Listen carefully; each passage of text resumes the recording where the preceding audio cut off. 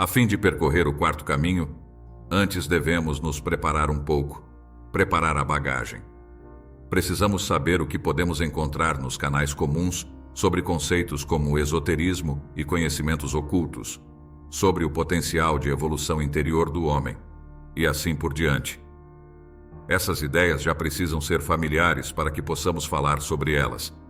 Também ajuda a ter pelo menos algum conhecimento de ciência, filosofia e religião, embora o apego a formas religiosas, sem a compreensão de sua essência, acabe atrapalhando. Se conhecermos pouco, se tivermos lido e pensado pouco, será difícil falar de ideias. Deve ser dito que existe uma regra geral para todos. No intuito de tratar com seriedade do quarto caminho, precisamos de desilusão, primeiro com nós mesmos, ou seja, com nossas habilidades, e depois com todos os velhos caminhos. Não poderemos perceber o que esse ensinamento tem de mais valioso se não estivermos desiludidos com nossos próprios esforços e com o fato de nossa busca estar sendo infrutífera.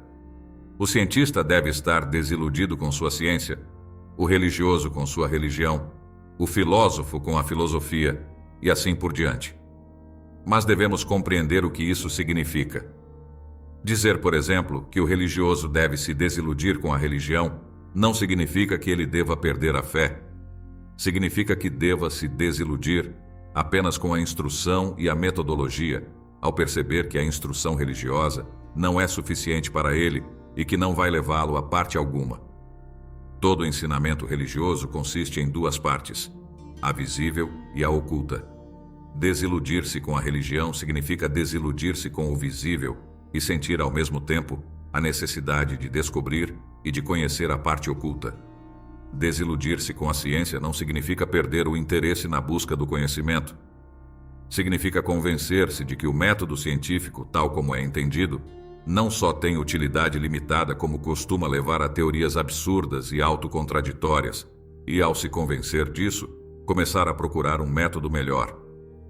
Desapontar-se com a filosofia significa estar convencido de que a filosofia comum é apenas, como diz um provérbio russo, passar de um copo vazio para outro e aceitar que nem sequer sabemos o que a filosofia significa, embora a verdadeira filosofia possa e deva existir.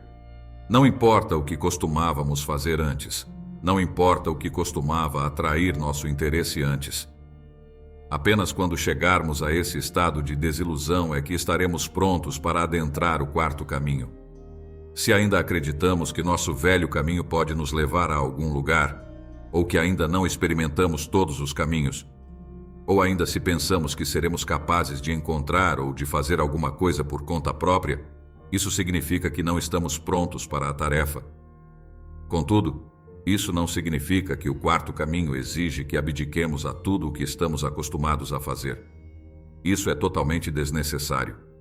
Em geral, é até melhor que a pessoa continue a ser como sempre foi. Mas deve perceber que isso é apenas uma tarefa, ou um hábito, ou uma necessidade. Não há e não pode haver qualquer escolha das pessoas que entram em contato com os caminhos, inclusive o quarto caminho. Em outras palavras, ninguém nos seleciona.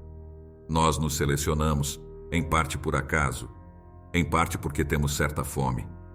Quem não tem essa fome não pode receber ajuda do acaso. E quem tem muita fome às vezes pode topar com o começo do caminho, apesar de uma série de circunstâncias desfavoráveis. Mas além da fome, a pessoa já deve ter adquirido certo conhecimento, o qual lhe permitirá discernir o caminho. Digamos, por exemplo, que um homem educado que nada conhece sobre religião entre em contato com um caminho religioso em potencial. Ele não verá nada e não entenderá nada, interpretando-o como uma tolice ou uma superstição, embora ao mesmo tempo possa ter muita fome intelectual.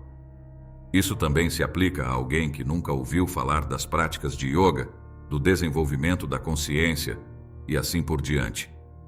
Se essa pessoa entrar em contato com um dos caminhos do yoga, o que ouvir não terá sentido para ela, será algo morto. O quarto caminho é mais difícil ainda.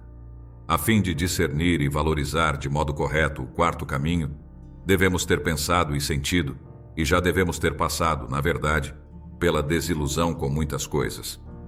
Talvez não tenhamos trilhado os caminhos do faquir, do monge e do yogi, mas pelo menos deveríamos conhecê-los, avaliá-los e ter decidido que não são para nós. Não é necessário levar isso ao pé da letra, nem termos avaliado e rejeitado os outros caminhos, mas os resultados dessa desilusão precisam estar em nós, a fim de nos ajudar a identificar o quarto caminho. Do contrário, poderemos estar do lado dele sem sequer percebê-lo. Tudo se resume a estarmos prontos para sacrificar nossa liberdade autocentrada. Todos nós lutamos, consciente e inconscientemente, pela liberdade. Ou melhor, pelo que imaginamos que seja liberdade. E é isso que, mais do que qualquer outra coisa, nos impede de conquistar a verdadeira liberdade. Porém, uma pessoa capaz de realizar qualquer coisa, mais cedo ou mais tarde, percebe que sua liberdade é uma ilusão que precisa ser sacrificada. Então aceitamos voluntariamente condições que não determinamos, sem medo de perder qualquer coisa, pois sabemos que não temos nada a perder. Desse modo, conquistamos tudo. Tudo que era real em nosso entendimento, em nossas propensões, em nossos gostos e desejos, tudo volta para nós, não só com novas coisas que antes não poderíamos ter, como também com a sensação de unidade e de vontade interior. E se quisermos resultados reais, devemos aceitar isso não apenas externa, como internamente.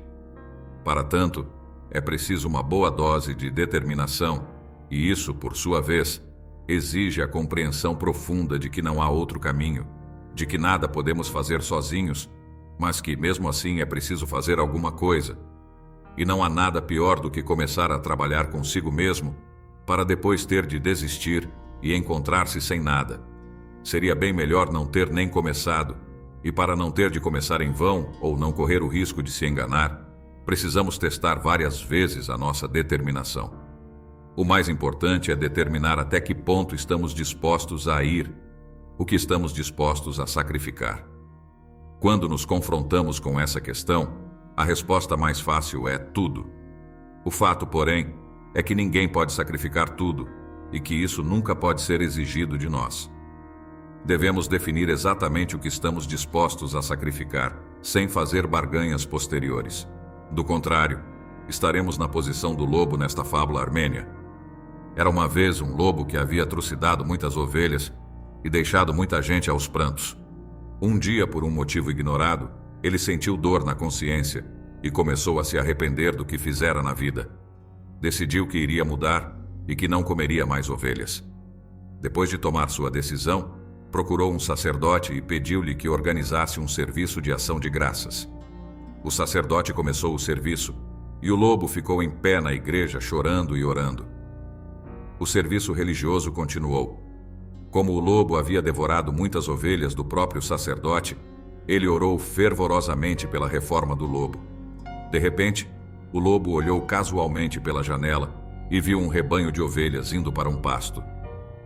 Começou a se inquietar, mas a prece do sacerdote prosseguia, parecendo que nunca iria acabar.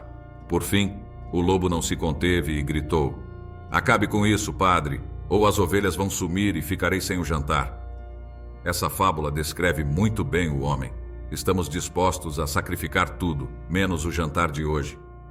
Queremos sempre começar de forma grandiosa, mas o fato é que isso é impossível. É algo além de nossas forças. Precisamos começar com as coisas simples de hoje. Se você gostou deste vídeo, não se esqueça de dar like e comentar. Até a próxima. Seu amigo na Sagrada Ciência.